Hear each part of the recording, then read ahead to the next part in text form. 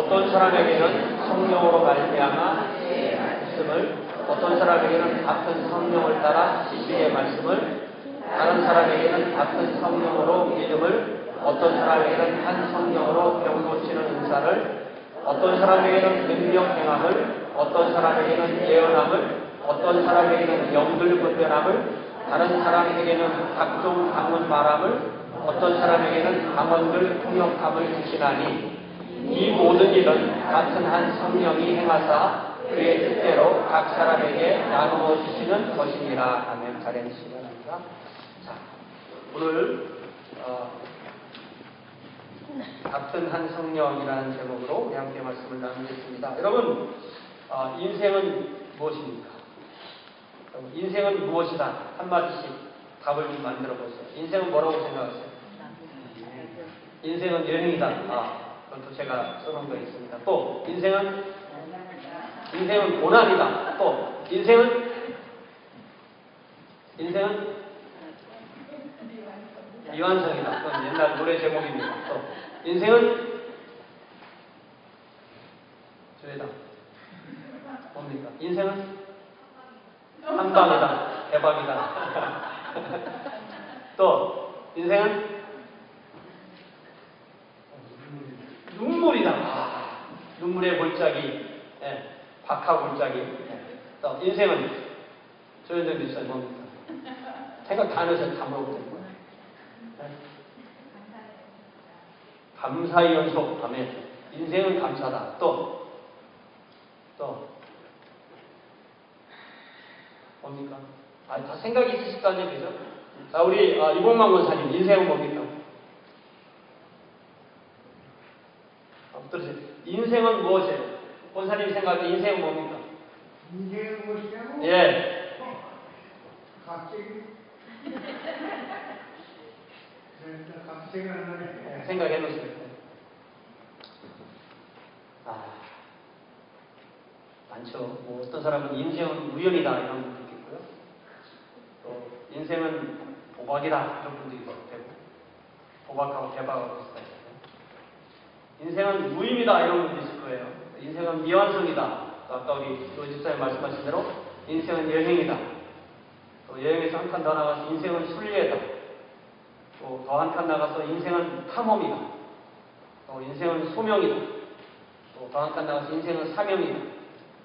그런데 저는 오늘 아침에 여러분이 두 번을 보시면 알겠지만 인생은 선물이다 이렇게 말하고 싶어요. 제가 어릴 때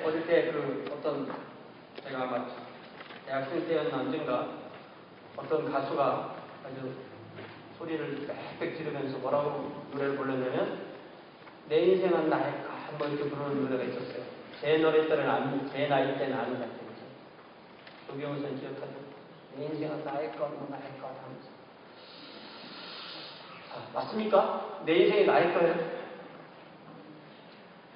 어떤 면에서 내 인생이 나의 거고 또 어떤 면에서 내 인생이 나의 것이 아닙니까? 내 인생이 나의 것이 아니라고 생각할 때 무엇보다 우리는 우리의 의지나 우리의 결단이나 우리의 뜻으로 우리가 이 세상에 태어나지 않았습니다. 모든 생명 현상, 모든 살아있는 것의 공통적인 특징은 그 부모의 의지에 의해서 자녀가 태어나는 거지 자녀의 의지에 의해서 태어나는 것이 아니라는 것입니다. 엄밀하게 말하면 하나님에 의해서 부모를 통해서 우리는 이 세상에 태어납니다. 우리가 하나님에 의해서 부모를 통해서 태어났다는 것은 우리 인생은 선물이고 또 소명이고 사명이라는 것을 깨닫게 합니다. 부모를 통해서 육체의 생명을 받듯이 하나님을 통해서 영적으로 다시 태어납니다. 하나님의 자녀로 다시 태어나는 것도 역시 선물이고 소명이고 사명입니다. 한 생명이 어느 가정에 태어날 때 그 생명이 선물로 주어질 때 그 선물은 단지 하나의 선물이 아니고 종합 선물 세트입니다. 제가 어릴 때 이 종합 선물이라는 게 있었어요. 종합 선물. 여러분 종합 선물 받아보셨어요? 종합 선물이라는 게 있었다고 1년에 한 번 만든 건데 이만한 박스 속에 각종 그때 있던 모든 사탕, 모든 빵 이런 거 다 들고 뭐 껌도 들고 이렇게 해서 다 뜯어보면은 그 안에 다 있는 거예요. 그 애들이 우리 식구가 5 자녀들이 있으면 5개 다 해가지고 이게 좀 별로 아는 분들이 없는 것 같아요. 우리 안 본 것을 마시는 이런 거 안 받아보고 그러셨습니까? 우리 집은 너무 부자라 이런 거 있죠? 종합선물 세트라는 게 있습니다. 마찬가지로 우리가 한 가정에 태어날 때 우리는 누구의 자녀이기도 하고 누구의 형제 자매이기도 하고 또 가족의 식구이고 지역 공동체의 일원이고 또 교회에서도 새 아기가 태어나는 거고 국가에서는 국민으로 태어나고 더 넓게는 지구촌의 한 가족으로 태어나는 거죠. 우리 동네나 교회에 한 아기가 태어나면 그 집안이 경사하게 되지만 또 그 공동체의 경사하게 되습니다. 마찬가지로 우리가 하나님의 자녀로 태어날 때도 우리는 하나님께 종합 선물 세트를 선물을 종합으로 세트로 받습니다. 우리는 태어나서 하나님의 영적인 가족인 교회의 회원도 되고 우주적인 교회의 회원도 되고 주님의 몸의 구성원도 되고 우리는 영생을 얻고 죄를 사함받고 지옥의 형벌에서 벗어나고 또한 주님의 사랑도 받고 성도의 사랑도 받고 그러면서 자라납니다. 우리는 말씀의 가르침을 받고 또 말씀으로 훈련도 받습니다. 때로는 우리가 주님을 믿으면서 상처를 입기도 하는데 또한 성령님께서 만져주심으로 치유함을 받습니다. 우리는 또한 세상을 향해서 제사장으로 부름을 받고 제사장의 사명을 받아서 하나님과 세상을 화해시키기 위해서 예수님의 복음을 전하는 거룩한 소명도 받습니다. 또 무엇보다도 우리가 주님을 믿을 때 하나님의 거듭난 자녀가 될 때 누구에게나 교회를 섬기도록 하나님께서는 성령님의 선물을 각자에게 주십니다.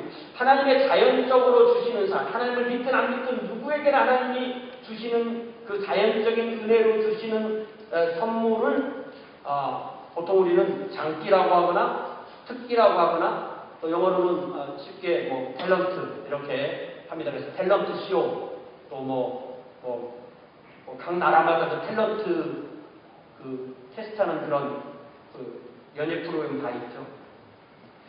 누구나 그런 장기나 특기를 잘 살려서 그 일을 하며 산다면 그는 행복을 추구하는데 많은 도움을 받을 것입니다.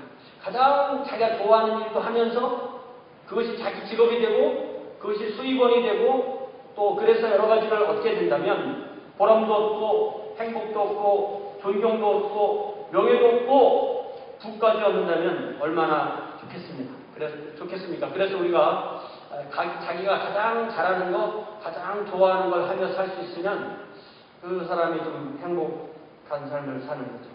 문제는 그 잘하는 거를 나쁘게 쓰는 사람이 있어요. 그래서 잘하는데 그 잘하는 걸 잘 하다 보니까 도둑이 됐다더라. 이런 사람도 있죠.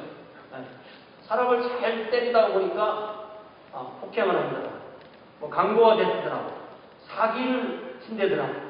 더 나아가서 누구나 싫어하는 그런 배신자가 되고 매국노까지 되는 그 사람이 잘 할 수 있는 것을 나쁜 방향으로 쓴 거죠. 하나님이 이런 자연적 은혜를 주신 것을 탤런트라고 한다면 하나님께서 교회를 섬기라고 주신 것을 바로 은사라고 해요. 그런데 제가 예수님 교회에 처음 나가가지고 고등학생 때 교회를 딱 들어가 보니까 그 교회 앞에 그 문에 은사 따라 봉사하다 이렇게 써 있더라고요. 그래서 선생님 따라다니면서 열심히 봉사해라 이런 말로 제가 그 말을 알아듣는데 성경을 보니까 그런 얘기가 아니더라고요. 그래서 은사가 교회에서는 은사라는 말을 쓰면 그는 성령의 선물을 은사라고 해요. 그래서 주여 성령의 은사들을 이렇게 하지만 좀 그 말이 어려우면 우리 젊은 세대들은 성령의 선물 이렇게 말해도 됩니다. 사도 바울은 고린도 교회가 다른 것이 아니라 바로 성령께서 그 고린도 교회 구성원 하나하나에게 주신 그 선물 때문에 그 교회가 강해지고 그 각 성도가 강해지고 각 성도가 행복해져야 되는데 정반대로 그 은사를 주셨기 때문에 그 교회가 정반대의 결과를 내는 걸 보고 너무나 실망하고 너무나 놀라고 너무나 걱정하게 돼서 이 고린도전서에서 12장, 13장, 14장 그 세 장을 성령의 선물에 관한 것을 온전히 투자해서 쓰게 되는 것입니다. 그러면서 어떻게 하면 그것을 잘 사용할 것인가, 어떻게 하면 오용을 피할 수 있는가, 그런 말씀을 하고 있습니다. 그래서 오늘 우리가 8절부터 12장 8절부터 11절 사이를 통해서 같은 한 성령, 한국말에는 같은 한 성령이 되는데 영어에는 한 분이시며 같은 성령 이렇게 되어 있죠. 자, 8절에 보니까 성령님께서 어떤 사람에게는 지혜의 말씀을 주신다 이렇게 되어 있죠. 그래서 이 8절부터 이 11절까지의 각 절을 잘 보면 사도 바울은 고린도 교회와 같은 그런 지역 교회에 성령께서 주시는 은사를 나열하면서 누가 주시느냐? 그분은 성령입니다. 근데 그분은 같은 성령입니다. 한 성령입니다. 한 성령이지만 같은 성령이다. 이 말을 계속 강조합니다. 왜냐하면 각 사람에 나타나는 은사는 다르지만 그것을 주시는 분은 한 성령, 동일한 성령이라는 거죠. 그렇기 때문에 우리가 누려야 될 것이 두 가지가 있는데 바로 뭐냐면 같은도 누려야 되고 다름도 누려야 됩니다. 다름도 강조되어야 되고 동시에 같은 한 성령님께서 주시는 것도 동시에 강조되어야 된다는 것입니다. 그럴 때 서로가 가진 은사도 존중하지만 그 은사는 공동체를 떠나서 존재하는 것이 아니라 지난주에 말씀드린 것처럼 공동체의 공통재산, 공통의 유익을 위한 공통재산이 된다는 것입니다. 서로가 가진 은사가 그것이 다 중요하지만 그 은사는 공동체를 따라서는 존재하지 않는다는 것이죠. 공동체를 위해서 공동체 안에서 공동체에서 잘 활발하게 사용하라고 주신 것이 바로 은사라는 것입니다. 그러면서 사도 바울은 아마 고린도 교회에 있을 법한 이 9가지 은사 리스트를 이제 8절부터 나열하고 있습니다. 성경의 다른 곳에 보면 또 다른 은사 리스트가 또 있습니다. 에베소서에도 있고 베드로전서에도 있고 로마서에도 있고 이렇게 은사 리스트가 다르게 있지만 이 고린도의 교회에 보낸 이 은사 리스트에 보면은 이렇게 9가지가 나오는데요. 첫 번째 나오는 게 뭐예요? 8절에 지혜의 말씀. 지혜의 말씀. The message of wisdom. 자, 지혜가 뭡니까? 지혜란 다른 사람을 권면해 줄 수 있는 것, 다른 사람을 상담해 줄 수 있는 것, 다른 사람을 이끌어 줄 수 있는 그런 은사죠. 지혜는요, 자기가 지혜를 가지고 있을 때, 공동체에 지혜가 있는 사람이 있을 때, 적으로부터 자신과 공동체를 지킬 수 있는 힘이 됩니다. 우린 지혜가 없으면 악한 세력에게 손쉽게 멸망하고 맙니다. 우리 안에 지혜로운 권면을 하는 사람, 또 지혜롭게 상담을 하는 이들이 우리 안에 있다면 우리는 그래서 존중해줘야 됩니다. 왜냐하면 이 좋은 말하고 지혜로운 말 해주는 게 쉬운 게 아니에요. 다른 사람이 듣기 싫은 말을 해야 되는데 그 말을 통해서 우리는 강해지는 것입니다. 그래서 존중해야 되죠. 그리고 이런 지혜의 은사가 있는 분들은 그 은사를 또 사용할 수 있도록 그런 관계를 잘 유지하고 공동체에서 자기가 하는 말이 실제로 반영되도록 변화를 일으키도록 그렇게 해야만 하는 것입니다. 그래야 성령께서 자유롭게 운행하셔서 우리 구성원이 지혜로웠고 우리 자신과 우리의 가정과 우리의 일하는 곳과 우리의 교회와 우리의 직장이나 그 모든 것이 적의 공격으로부터 우리를 막아내고 또 그렇게 함으로써 우리가 강한 그러한 공동체가 될 수가 있습니다. 그러기 위해서 이 지혜의 은사를 가진 분들이 반드시 있는데 그분들이 말을 할 수 있도록 그거를 만들어줘야 돼요. 회의 시간이든 상담 시간이든 개인 시간이든 그 사람에게 하나님께서 주신 은사가 있다면 그 은사를 주셨다면 그 은사가 우리에게 필요하다는 그런 뜻이죠. 이렇게 이 지혜의 은사가, 지혜의 말씀의 은사가 흐르지 않는다면 지혜의 말씀도 막히고 마는 것입니다. 우리가 이 지혜라는 말씀을 들을 때마다 반드시 기억해야 될 것이 주님께서 마태복음 10장에서 제자들을 세상으로 보내실 때 뭐라고 말씀하시냐면 내가 너희를 보내는 것이 양을 이리 가운데 보내는 것 같다. 여러분, 양이 이리들 틈 안에서 살아날 수 있을까요? 거의 불가능한 거죠. 그런데 우리 주님은 그렇게 하려면 양이 반드시 두 가지를 갖춰야 되는데 양이지만 뱀 같은 양이 되라. 그리고 양이지만 비둘기 같은 양이 되라. 그러니까 뱀표 비둘기표 양이 되라는 거예요. 양한테. 그래서 뱀처럼 지혜롭고 비둘기처럼 순결해야 된다. 그렇게 말씀하셨어요. 여러분 만약에 어떤 분이 100%의 뱀 같은 지혜와 100%의 비둘기 같은 그런 순결함을 가지고 있다면 그분은 누구일까요? 그분이 바로 주님이시죠. 그러나 만약에 어떤 존재가 100%에 가까운 정도의 지혜는 가지고 있는데 전혀 순결함이 없다면 그게 누굴까요? 그게 사탄이에요. 그죠? 보통 사람은 뭐예요? 보통 사람은 지혜도 어느 정도 있고 또 순수함도 어느 정도 있는, 그렇게 볼 수가 있습니다. 문제는 지혜는 많은데 이 순수함이 없는 사람은 좋게 쓰면 그 지혜를 다른 사람을 돕는 데 쓰는데 잘못 쓰면 그 지혜를 가지고 사람들을 속이는 사기꾼이 될 수가 있어요. 순결함이 같이 갖춰지지 않는다. 정반대로 어떤 사람이 순수함은 아주 참 좋은데 지혜가 없으면 그런 사람은 좀 오지랖이 넓거든요. 그래서 주변에 자기가 할 능력도 없으면서 좋은 말을 많이 해요. 왜 굶고 다니냐, 먹어야지. 자기가 주지도 않으면서 먹으래. 네. 마음이 착하니까 그런 말 하죠. 순수하니까. 그런데 행위 능력은 좀 떨어져요. 그죠? 그래서 이 한 공동체 안에 어떤 사람이 순수함이 많은 사람이 있으면 또 그 안에 지혜가 많은 사람이 함께 있어야 서로를 지킬 수 있는 힘을 얻게 되는 것입니다. 그래서 특별히 본인이 지혜의 은사가 있다고 생각하는 분은 어떻게 기도해야 되냐면 주님 저에게 순수함과 더 나아가서 사랑을 주세요. 이렇게 기도해요. 고린도전서 12장 14장이고 가운데 13장이잖아요. 사랑의 은사에 관합니다.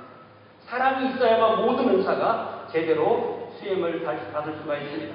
그렇지 않으면 그 사람이 가지고 있는 지혜의 은사가 나쁜 방향으로 쓰일 수가 있다는 것입니다. 이러므로 지혜 그 자체도 위험한 은사가 될 수가 있기 때문에 지혜는 반드시 순결함 그리고 사랑과 함께 일해야 되는 것입니다. 두 번째 은사는 뭐예요? 지식의 말씀. 지식의 말씀. 지혜는요, 예를 들면 성경으로 비교를 하면 지혜는 말씀을 적용하는 거라면 지식은 말씀을 아는 걸 말해요. 그러니까 지식은 재료 같은 거예요. 내지는 장비 같은 거예요. 지혜는 그거를 사용할 수 있는 기술을 말하는 겁니다. 자, 재료나 장비가 있고 기술이 있다고 합시다. 어떤 게 더 중요해요? 다 중요해요. 예를 들면 재료가 있거나 장비가 있는데 그걸 쓸 줄 모르면 전혀 못 쓰는 거죠. 기술이 있지만 재료도 없고 장비가 없으면 또 쓸 수가 없는 거죠. 그렇기 때문에 이 지식의 말씀도 사실은 한 사람에게 필요하고 지혜의 말씀도 한 사람에게 필요하고 만약에 그게 안 되면 공동체 이 사람은 지혜가 많은 사람, 이 사람은 지식이 많은 사람 함께 합해서 같이 가는 거죠. 우리나라 속담에 이 지혜와 지식과 관련해서 떠올릴 수 있는 속담이 하나 있는데 그 속담이 바로 뭐냐면 구슬이 서말이라도 꿰매야 고배다. 왜 그럴까요? 구슬은 뭐예요? 그러니까 구슬은 지식 같은 거예요. 그것이 아무리 많이 있어도 굴러다니는 쓰레기야. 정리가 안 돼 있으니 그것을 잘 튼튼한 실에 꿰어서 그걸 하나의 목걸이로 딱 만들어 놔야만 그것이 보배가 되는 것인데 그렇다면 그것을 잘 활용해서 꿰어서 하나의 보배로 만드는 것이 바로 지혜라고 할 수가 있습니다. 그러므로 구슬이 지식이라면 그것을 연결하여 활용할 수 있는 것이 지혜라고 할 수가 있습니다. 특별히 하나님께서 성도와 교회에게 영적인 전투를 잘 하라고 주신 그 말씀을 잘 공부해서 많이 하나님의 말씀을 잘 알고 있는 것은 지식에 속하는 것입니다. 그 말씀을 많이 알고 잘 가르칠 수 있는 분이 곧 지식의 은사를 가지는 분이에요. 말씀을 잘 알아서 잘 가르쳐 그러는. 그런데 그 사람이 실제 삶에서 지혜로운가? 그 두 번째 문제입니다. 다를 수가 있다는 거죠. 지식은 많은데 지혜가 없을 수가 있다는 것입니다. 그런 분의 사역을 통해서 우리는 이 영적인 전투에서 승리하기 위한 그런 말씀을 이 지식 은사를 가진 분한테 배워야 됩니다. 그 다음에 성령께서 지혜를 주시는 은사를 가진 분을 통해서 또 공동체에게 지혜를 더해 주시는 것입니다. 우리 교회는 물론 저도 지식의 은사가 있겠지만 우리 교회는 지식의 은사를 가진 분들이 참 많죠. 제가 우리 교회 처음 와보니까 제가 우리 교회 성도들보다 잘하는 게 없더라고요. 거의 모든 분야에서 저보다 다 많은 은사를 가진 분들을 발견했습니다. 또 이렇게 하나님께서 지식의 은사를 주실 때 지식도 세상 기준으로 볼 때 어떤 탤런트 같은 것도 있어요. 그래서 세상으로 보면 지식이 아주 많아. 그런데 주님 앞에 오면 하나님의 말씀이나 하나님의 지혜에 대한 지식은 완전히 맹탕해요. 이런 분도 있고, 또 제가 교회에서 보니까 정말 저분은 세상 지식은 그렇게 많지 않은데 하나님의 말씀을 많이 공부하고 많이 배워서 하나님의 말씀과 진리를 깨닫는 데는 어느 누구를 갖다 놔도 될 수 있을 정도로 그렇게 지식을 갖춘 분들을 많이 보았습니다. 그렇기 때문에 우리는 하나님께서 주신 이 말씀을 또한 지식의 은사가 될 수 있도록 그렇게 배우는 일에 뒤지지 않도록 그렇게 해야 됩니다. 9절에 보니까 그 다음에 다른 사람에게는 같은 성령으로 뭘 준다고 했어요? 믿음. 여기서 이 믿음이 은사로서의 믿음은 모든 성도가 예수님을 믿고 구원받는 그런 믿음 말하는 게 아니에요. 이 믿음은 태산 같은 믿음. 다른 사람들은 다 쫄아가지고 떨어가지고 뒤로 물러날 때 그 사람은 앞으로 갈 수 있는 그런 믿음을 가진 사람을 믿음의 은사가 있다고 말합니다. 제가 우리 교회에서 그동안 한 15년 정도 같이 우리 성도들을 섬겨보니까 교회에는 두 파가 있더만요. 두 파가 있는데 한 파가 누구냐면은 믿음파, 그리고 또 한 파는 지혜파, 이렇게 두 개가 됩니다. 믿음파는 뭘 못하냐면 계산을 못해요. 이 계산기를 안 넣습니다. 계산할 줄 몰라요, 믿음파들. 그리고 현실을 보는 눈이 없습니다. 그리고 앞을 봐요. 가자고 그래요. 하자고 그래요. 된다고 그래요. 근데 지혜파는 계산을 잘해요. 현실을 잘 봅니다. 계산이 딱 나와요. 그래서 안 된다고 그래요. 못한다고 그래요. 여기 있자고 그래요. 근데 이 공동체에서 이 지혜파하고 믿음파가 좀 같이 있어야 돼요. 이 믿음파만 있으면 현실 생각이 떨어지고 지혜파만 있으면 또 앞으로 나갈 수가 없습니다. 예를 들자면 우리 교회가 지난 한 10여 년 동안의 세월 동안에 그동안 우리가 있던 곳을 떠나서 이곳으로 이렇게 이주하는 그 과정을 우리가 다 아니까 잘 생각해 보면 지혜파는 아유 뭘 갑니까? 못합니다. 그냥 천천히 합시다. 늦게 합시다. 이렇게 하니까 그분들 말이 맞다 보니까 한 10년 동안 시간이 걸린 거예요. 맞는 거죠. 그러니까 그 말이. 근데 믿음파는 할 수 있다고 하고 하자고 하고 그렇게 합시다라고 하다 보니까 지금 우리가 이 장소에서 이렇게 함께 예배를 드리는 그런 하나님의 복을 받게 된 거예요. 그러니까 지혜의 말씀을 은사를 가진 분 말씀도 맞고 믿음의 은사를 가진 분들의 말씀도 맞는데 참 중요한 거죠. 그래서 우리 이 교회 공동체에는 이 구절에 나온 것처럼 정말 태산 같은 그런 믿음의 은사를 가진 분들이 있어야 함을 알 수가 있습니다. 왜냐하면 그분들이 있어야만 우리는 앞으로 나아갈 수 있는, 힘차게 앞으로 나아갈 수 있는 그런 공동체가 되기 때문입니다. 자, 네 번째는 어떤 은사예요? 어떤 사람에게는 한 성령으로 병 고치는 은사라. 우리가 병 고치는 은사를 가진 분들이 있습니다. 그렇다고 해서 우리는 의사나 치료사나 약사나 상담자나 또 이런 의료 분야에서 전문적으로 일하는 분들과 또 그들의 조직인 병원과 또 약국과 과학과 기술을 우리는 결코 무시하지 않습니다. 왜냐하면 치료의 하나님이 그 모든 것을 활용하셔서 치료하시기 때문입니다. 그럼에도 우리는 동시에 어떤 사람에게 성령께서 병 고치는 은사를 주신다는 것도 인정합니다. 성경이 분명히 병 고치는 은사에 대해서 말씀하고 있고 여기 분명히 말씀하잖아요. 또 예수님과 사도들에게도 그런 은사가 있었고 또 우리 주변에서도 그런 은사와 능력이 있는 분들을 우리가 알고 있습니다. 그런데 중요한 건요. 어떤 사람이 병 고치는 은사가 있대더라 이렇게 집회를 하고 뭐 그러는 거는 사실은 조금 오용될 가능성이 굉장히 커요. 유명하다고 해서 따라다니고 뭐 급하니까 따라다니지만 사실은 나쁜 방향으로 변질될 수가 있고 특히 거기에 금전이 오간다면 상당히 위험할 수가 있습니다. 그러나 우리 주변에 분명히 그분이 기도하면 낫더라 하는 그런 증거가 있는 분은 병 고치는 은사가 있을 가능성이 큰 거예요. 그러나 그분이 기도할 수 있도록 도와줘야 돼요. 그분에게 기도해달라고 부탁해야 돼요. 또 중요한 것은 그런 병 고치는 은사가 없다 할지라도 또 교회 지도자를 불러서 기도해달라고 말해야 되고 또 누구든 자기 능력으로 고치는 게 아니고 하나님의 능력으로 고치는 거기 때문에 성령의 능력으로 고치는 거기 때문에 누구든 예수 그리스도의 이름으로 성령을 의지해서 기름을 바르며 기도하면 치료의 하나님께서 치료해 주시는 것입니다. 우리는 병원에 갈 때도 주님 앞에 주님께서 치료해달라고 기도해야 되고 또한 기도하는 분들의 기도를 받을 때도 역시 하나님께서 치료하는 것을 믿고 그렇게 치료를 받습니다. 이제 10절에 보니까 다섯 번째 은사로 능력 행함. 그러니까 기적적으로 병을 고치는 은사 외에 이 사탄의 세력을 예수 그리스도의 이름으로 꾸짖어 내쫓는 어떤 그 종류의 그런 능력의 은사가 또 있는 것입니다. 예수 그리스도의 이름으로 누구나 명할 수 있지만 이러한 분들은 좀 더 능력이 나타나는 그런 분들을 말합니다. 그런 분들은 담대하게 예수 그리스도의 이름으로 능력을 행합니다. 여섯 번째는 예언함. 예언함이라는 게 있죠. 예언함.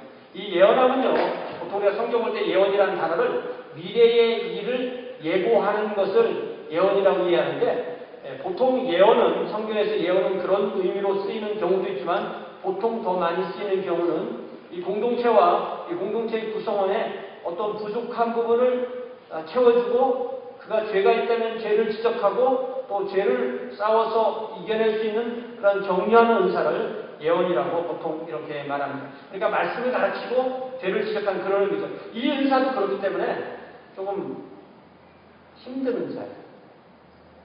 예언의 은사가 있는 분들은 사람들에게 좋은 얘기를 잘 안 해요. 그러니까 이게 자기가 그런 은사가 있어도 얘기를 안 하려고 합니다. 그런데 그런 분도 얘기를 할 수 있어야 우리 공동체가 살아나는 것입니다. 개인적으로 괴롭지만 자신을 위한 것이 아니고 교회 공동체를 위해서 주어지는 은사이기 때문에 교회에서는 그것에 맞는 직분을 주고 그것에 맞는 사역을 할 수가 있어요. 예를 들면 권사님이 뭐하는 거예요? 한국의 권이라는 것은 권면을 말하는 거죠. 이런 분들도 역시 그런 예언의 은사가 있어야 되는 거예요. 중요한 것은 평소에 관계를 잘 해놓고 사랑한다는 것이 느껴져야만 그런 예언을 받아들이지 그렇지 않으면 그 예언을 받아들이지 않습니다. 자, 일곱 번째는 어떤 은사가 있냐면 영을 분별하는 은사. 영 분별은 뭐냐면 어떤 사람이 어떤 말이나 행동을 할 때 특별히 주님에 관한 것을 말이나 행동을 할 때 영적인 말이나 행동을 할 때 그 가르침이 그 능력이 하나님에게서 왔는지 아니면 악한 영인 사탄에게서 왔는지를 그 교회 공동체와 구성원을 위해서 구분할 수 있는 능력을 가진 사람을 영을 분별하는 은사가 있다고 이렇게 말합니다. 그렇게 하지 않으면 공동체와 개인을 지킬 수가 없기 때문입니다. 그렇기 때문에 지혜의 은사나 능력의 은사나 예언의 은사나 영분별의 은사는 상당히 초자연적인 은사고 보통 사람들이 그것을 가지고 있다면 그 가지고 있는 것을 잘 활용하도록 기도하면서 잘 지켜야지 그렇지 않으면 그 은사 때문에 오히려 그 사람이 망가질 수도 있는 그러한 좀 힘든 은사라고 그렇게 이해할 수 있습니다. 그만큼 교회 공동체에는 이러한 은사들이 필요하기 때문에 하나님께서 이러한 은사를 교회 공동체에 주시는 것입니다. 그래야 교회 공동체가 사탄의 세력과 대항해서 영적인 전투를 하고 그 영적인 전투에서 승리할 수 있다라기 때문에 이런 걸 주시는 거죠. 자, 여덟 번째 은사는 뭡니까? 다른 사람에게는 각종 방언 말함을 주신다. 신약성경에 보면 방언이라고 번역된 단어가 두 개가 있어요. 하나는 자기는 자기 모국어로 사람들 앞에 말을 하는데 다른 사람들이 자기네 나라 말로 알아듣는 거예요. 한 사람이 베드로가 혼자 설교를 하는데 16개 나라에서 온 사람들이 다 자기네 말로 동시 통역이 돼서 다 알아듣는 이 방언은 전도용 방언이에요. 특별한 경우에 이런 방언을 체험했다는 분들의 간증을 우리가 들을 수가 있습니다. 근데 보통은 이 방언은 오늘날에는 외국어를 잘하고 그 외국어를 통해서 하나님 앞에 쓰임을 받는, 우리 교회로 말하면 통역으로 수교하는 분들, 이런 분들이 이 은사가 있는 거죠. 그러니까 이 방언은 외국어와 관련된 그런 방언이 있고요. 또 하나는 이 고린도 전서에서 12장과 14장에서 말하는 방언은 하나님께 기도하는 방언. 이 하나님께 하는 이 기도의 방언은 심지어 자기의 영혼도, 자기의 그 인격도, 자기의 속사람도 자기가 뭘 기도할지 몰라요. 뭐 느낌은 알죠, 느낌은. 그러나 자기가 뭘 기도하는지 내용은 몰라요. 그러나 자기의 영은 하나님과 영으로 통해서 기도하는 것을 방언 기도라고. 그러니까 이 기도, 이 방언과 사도행전 2장에 나오는 방언은 분명히 구분되는 그런 방언입니다. 그래서 이 다시 9번째 은사로 방언들 통역함이라는 그런 은사가 나오게 되는 것입니다. 이 방언, 어떤 사람이 이 방언으로 기도를 할 때, 특별히 어떤 공예배에서 기도를 하는데 그 사람이 방언으로 기도를 한다. 그럴 때는 반드시 통역하는 사람이 함께 있어야만 한다라고 사도 바울이 권면하는데, 왜냐하면 방언은 딱 들으면 누구나 방언하는 소리를 들으면 느낌이 미친 것 같아, 이런 느낌이 든다는 거예요. 그렇기 때문에 그 의미가 없는 말은 사람에게 의미가 없기 때문에 그것을 통역하는 은사가 반드시 필요하다. 그런데 또 어떤 이름만 되면 알만한 훌륭한 목사님이 방언의 은사가 얼마나, 방언 통역의 은사가 얼마나 어려운, 쉽지 않은 자를 보여주려고 어떤 분을 방언에 기도하는 분한테 나와서 방언 기도하라고 해놓고, 방언에 또 통역 은사를 받은 사람들을 4명을 또 불러서 그걸 잘 들어간 다음에 공예배 시간이요. 그 4명한테 각자 방에 들어가서 뭐라고 했는지 통역해갖고 하라고, 그걸 받아가 다 읽어보라는데 다 틀린 거예요. 그러니까 이게 방언이 잘못된지는 모르지만 방언 통역의 은사도 쉽지 않은 것이다 라고 그렇게 말씀을 해주셨다는 것을 제가 아는 게 있습니다. 어떤 면에서 이 방언 통역이라는 것이 없다고 하면은 공예배에서 아니면 같은 예배 장소에서 아니면 기도 시간에 큰 소리로 방언으로 기도하는 것은 성경의 그 권면처럼 조용히 자기가 혼자 자기 집에서 기도할 때나 다른 사람이 듣지 않을 때는 방언으로 마음껏 기도하지만 함께 기도할 때는 가능하면 그렇게 하지 말아달라고 사도 바울이 그래서 부탁하는 거죠. 이것이 왜냐하면 듣는 사람에게는 조금 그렇게 들릴 수가 있기 때문입니다. 그런 면에서 방언의 은사는 조심해서 사용해야 되고, 특별히 방언 통역의 은사가 있다고 하면서 우리가 그것이 실제로 통역의 은사가 있는 건지 아닌지를 입증할 수 있는 방법은 사실은 그렇게 많지 않기 때문에 상당히 희귀하다라고 그렇게 이해할 수가 있습니다. 자, 이제 11절에 보니까 사도 바울은 이렇게 9가지 또 열거할 수 있는 은사가 하나님께서 이것을 여러 사람이 이렇게 9가지 은사를 나눠 받을 수 있지만, 각자 1개, 2개, 3개 이렇게 받을 수 있지만, 은사는 여러 가지지만 이 은사를 주시는 분은 성령님이시고, 성령님이 이런 은사를 주셨던, 성령님이 저런 은사를 주셨던, 그들이 나타나는 사람은 다르지만 주시는 분은 한 분이시고 동일하신 분이다라고 다시 강조합니다. 그러니까 4절에 보니까 4절에서도 역시 뭐라고 말하냐면은 은사는 여러 가지나 성령은 같다, 이렇게 말씀하신 것처럼 성령님은 한 분이지만 은사는 서로 다르게 나타나십니다. 중요한 것은 서로 다르다는 것으로만, 그래서 너와 나는 달라만 강조할 수 없다는 거예요. 다르지만 우리는 하나라는 것을 깨달으라는 그런 말씀입니다. 또 하나 중요한 것은 본인이 알지 못한다 할지라도, 내가 가지고 있는 은사가 뭔지 몰라 라고 할지라도 성령님께서는 반드시 은사를 주셨고, 그 은사를 통하여서 교회에서 직분을 받고 그 직분을 통하여서 사역을 하는 것이 또한 바르게 교회를 섬기는 방식이라는 것입니다.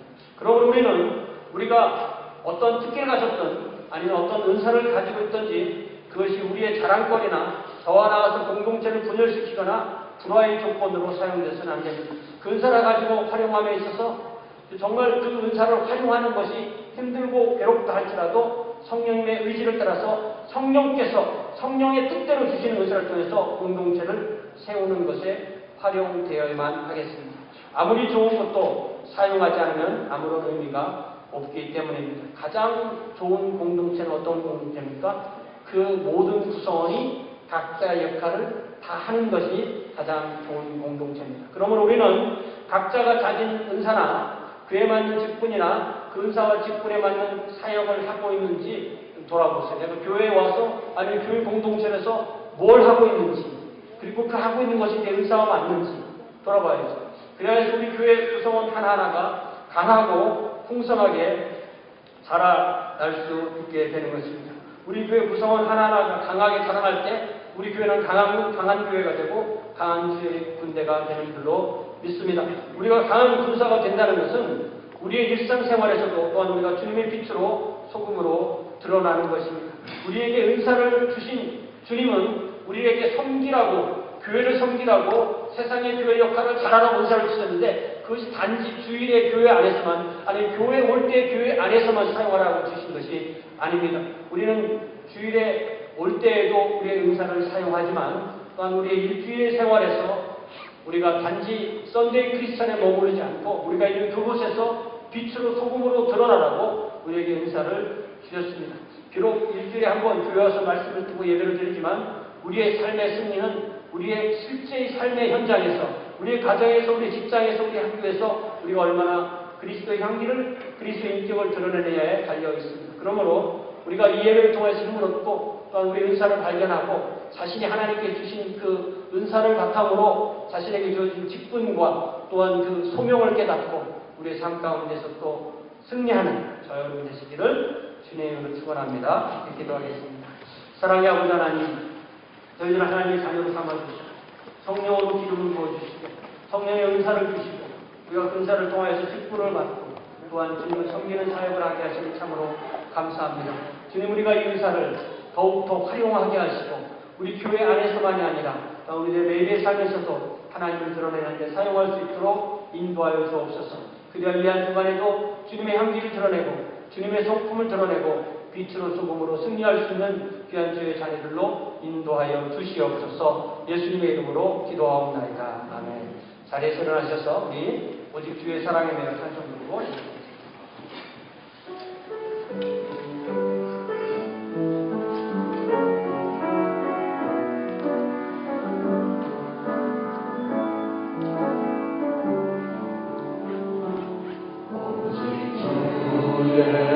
사랑에 매여 매여 기뻐 노래합니다. 이 소망의 언덕 기쁨의 땅에서 주께 사랑 드립니다.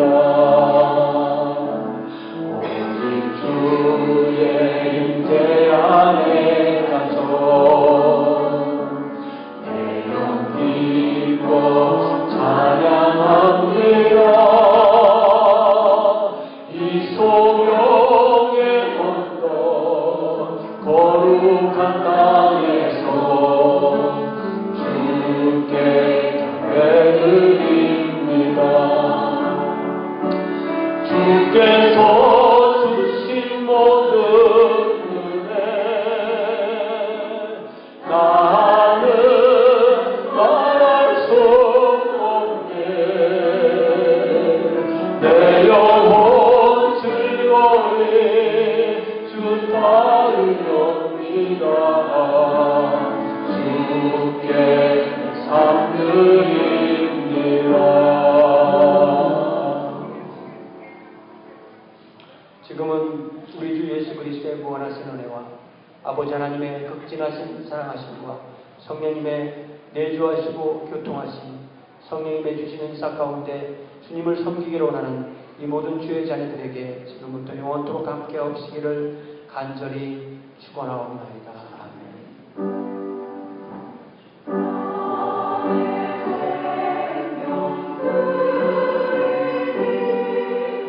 주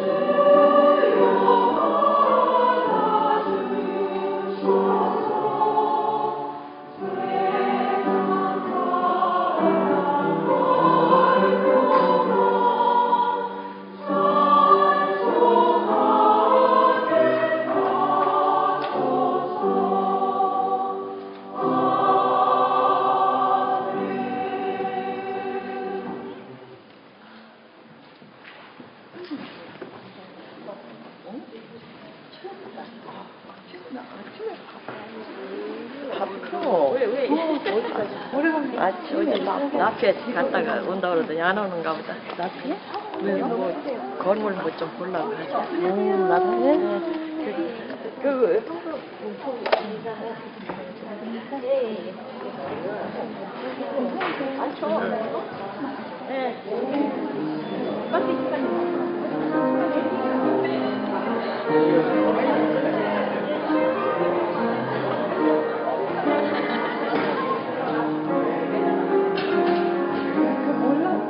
그래 나도 아침에 봤구나. 원장님.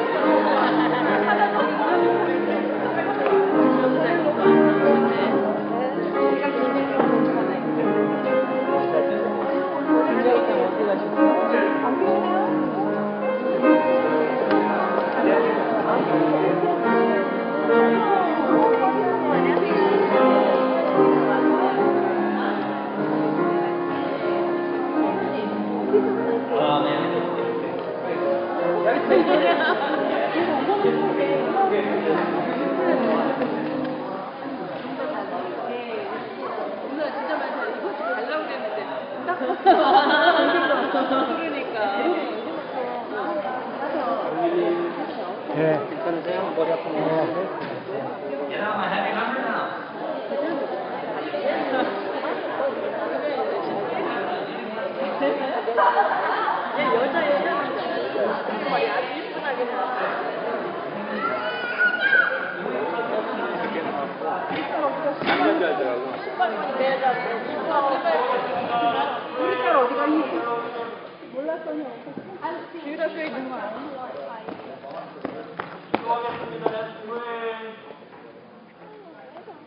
가보는 것은 무슨 한번 찍어보는데 한두번 찍어. 다 나오고. 한번 화장을 잘 짜주고.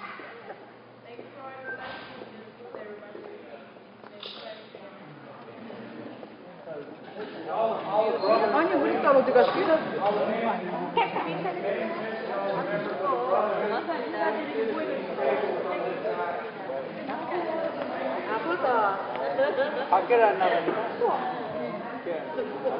뭐야? 안 돼요? 안 돼요.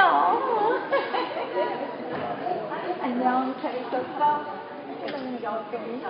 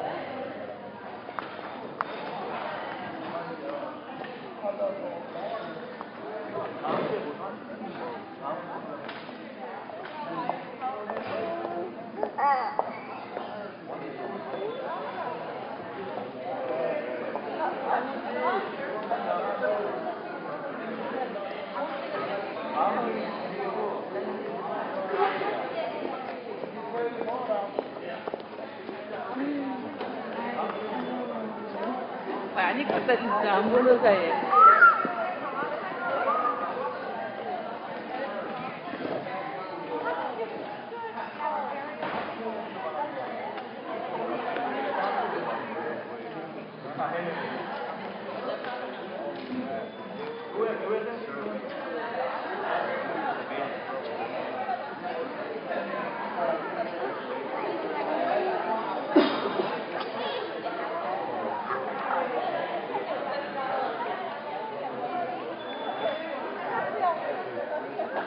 됐다. 갔다 올게.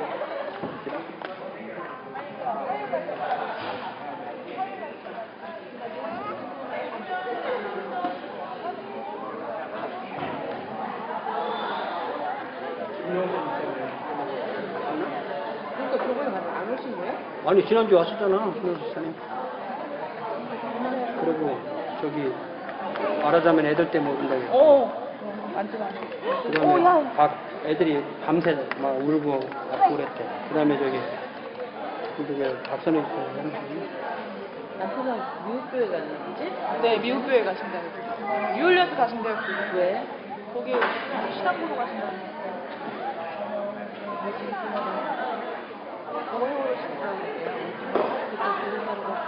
거기 이제 예배 보고 글로 넘어가신다고. 왜 여기서? 여기요? 아, 거기 홍콩마트가 있대요. 그거 말고 해서 또 여러 가지 살 게 있으신가 봐요. 어디 가 있었어, 태희가? I gave it to you. I gave it to you. 어디 있었어? 어? 아니, 어디 있었냐고. 엄마 사주기 다녔잖아. 왜?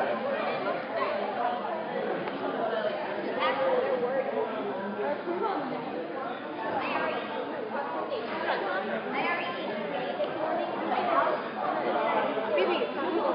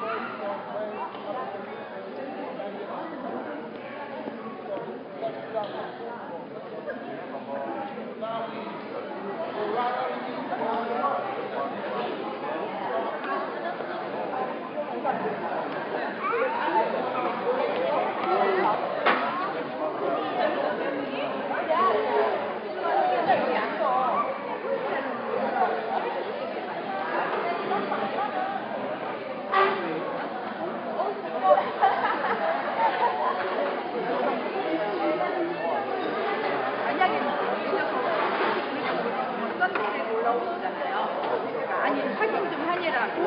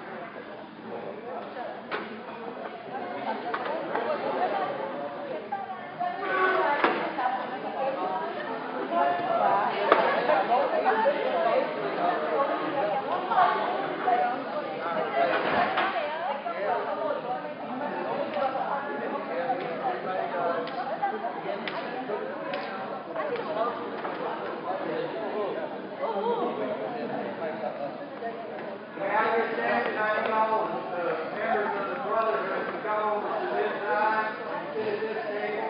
We have to elect our officers for next year. So if you can, please just pick up your plate and come over to this table.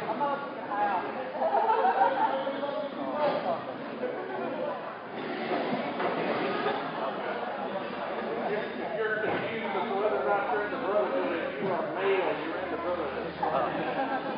All men in the church, please come over to this table.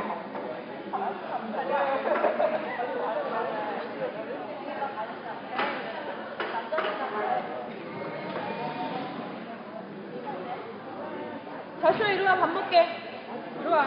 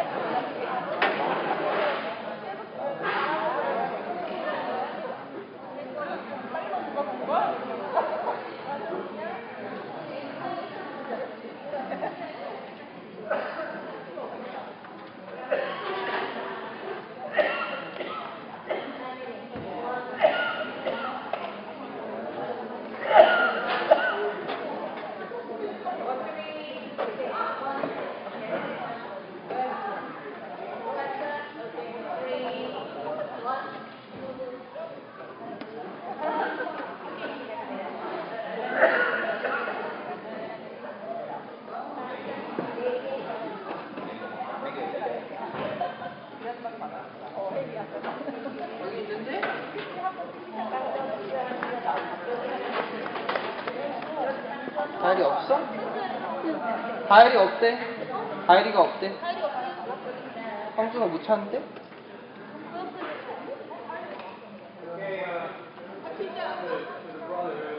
가수 있었어. 왜? 다이리 없었어. 어? 다이리 없어졌어? 나 같이 다이리 같이 있으면 다이리가 없어졌어?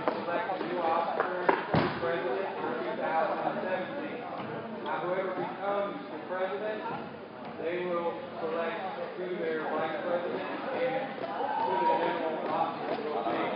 Last year, it was myself, Don Simmons, and David King. Now, I'm going to tell you right now, I can't do it next year. And also, I want those of you who are in the English ministry to remember what the pastor preached about this morning. We all have different talents, and whatever talent you have, you can use it when you serve in that position. When I got the position last year, I was naturally nominated for the position. Somebody else was, but they couldn't do it. Believe me, I felt inadequate, but with the support of everybody, it makes it a lot easier. Myself, I'm going to be taking care of my father a lot next year, and it's going to require a lot of my time. So, whoever gets a position, if I'm available to lead your activity, I will be more than happy to support you because I really understand very clearly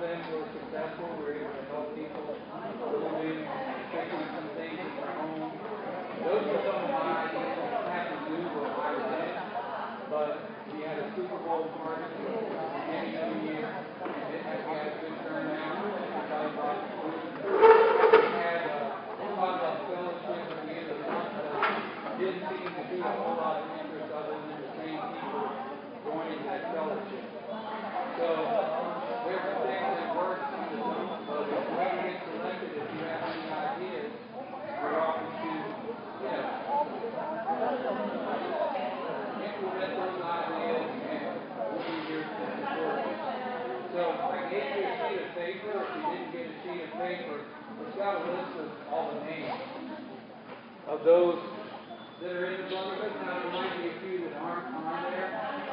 If you know of anybody, you can add them on.